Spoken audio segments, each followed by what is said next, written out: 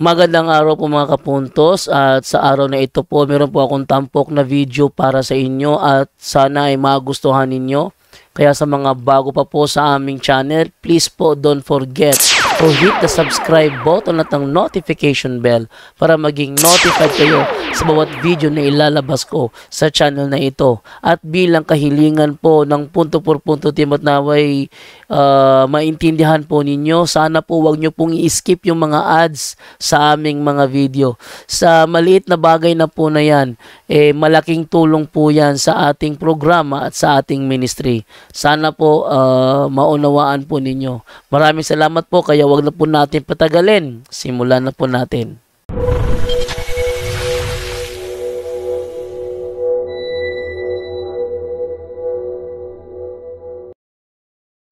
Hello mga kapatid, magandang gabi po. Kumusta na po kayo?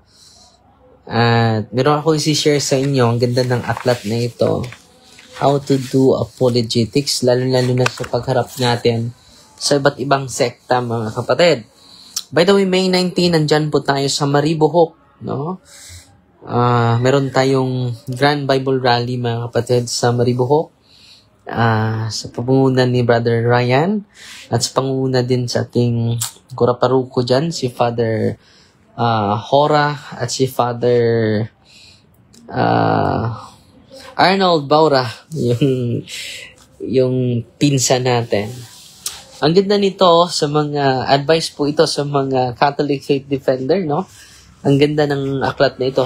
Kindly buy this book by Patrick Madrid, How to do Apologetics, Making the Case for Our Faith. Ang ganda ng kanyang advice, lalo-lalo natin sa mga apologists, no? Lalo na natin mga Catholic faith defenders, no? By the way, yung National Convention sa CFD sa Cebu po yan mangyayari is coming May 24 and 25. At dahil marami tayong schedule yan. Yung mga kasama natin ay ipadala doon. Ito po, ang ganda po. The Art of Practical Apologetics, Essential Strategies and Effective Tactics. Ito yung pinaka-the best, one of the strategies, essential strategies and effective tactics sa paggawa ng Art of Practical Apologetics. Ito po yung dapat nating iwasan. Emotion. Unang-una yung emotion natin dahil mawala tayo dahil sa emotion natin. Sabi niya, no human being is free of emotion. Free of emotion. Lahat tayo emotional, di ba? No.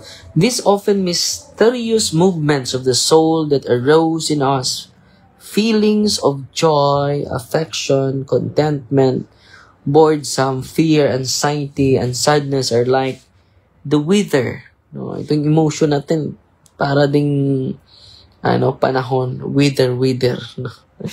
At times they linger, at times they sweep over us suddenly and pass by quickly.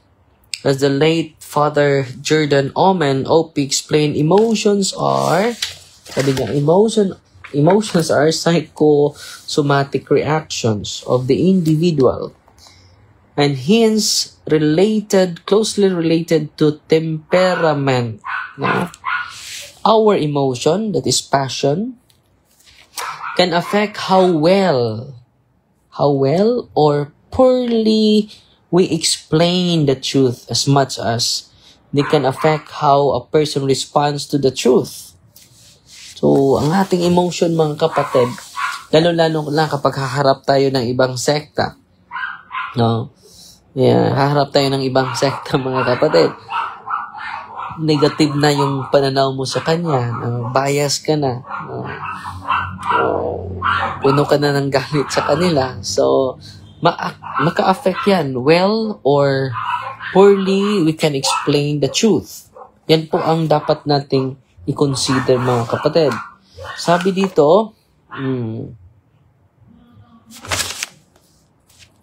our emotion, that is passions can affect how well or poorly we can explain the truth as much as they can affect how a person responds to the truth. For instance, meron siyang, if you are angry when doing apologetics,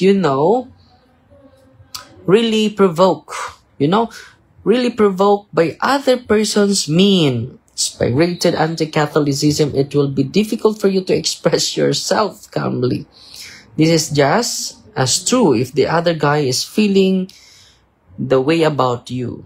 Sometimes when negative emotions are running high, it's best to just defer the conversation to a later time when you are both more able to speak and listen constructively.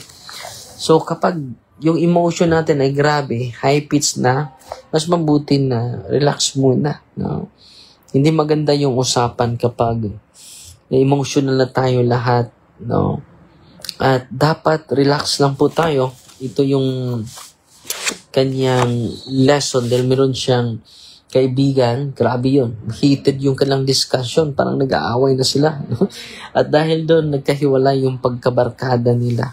No? At kailangan talaga yung lesson niya sa kanyang pag-argue ng isang kaibigan niya na hindi Katoliko, ito yung lesson niya. No? Ito yung lesson niya. No? Na gusto niyang i-share. I share with you here in hopes you'll avoid the same mistakes I made by keeping a close rein on your own emotions when you do apologetics. A final thought about emotion is that it can also be your friend when doing apologetics, especially when you can seek to instill a sense of friendship. Dapat establish natin yung sense of friendship and respect by remaining calm, cheerful, and polite. Ito yung pinaka-importante. Lalo na ito yung mga CFD na very aggressive. No? Parang tayo lang ang tama. No? Minsan may tama na tayo. No? So, a sense of friendship, ito yung i-instill natin sa isipan at puso natin, mga kapatid. No? To instill a sense of friendship and respect by remaining calm, cheerful, and polite. Ito yung pinaka-importante, mga kapatid. Kalma lang tayo. Pangalawa, cheerful, masiyahin, and most especially polite. I found that even the most antagonistic critics can be pacified with a good dose of genuine courtesy and a lots of patience. A Bible says, a soft answer turns away wrath. Proverbs chapter 15 verse 1. So, sasagutin natin yung lalo-lalo yung mga ibang sekta with sense of friendship na kaibigan natin sila, hindi kaaway, hindi lang kaibigan, kapatid pa. Sabi ng document ng simbahan, separated brethren. Yan yung lingwahe ng ating simbahan. Separated brethren. Di ba? Yun ang lingwahe natin. Hindi lang sense of friendship, but sense of true brother. True brethren. And respect by remaining calm. Ang ganda nito, remaining calm, cheerful, and polite.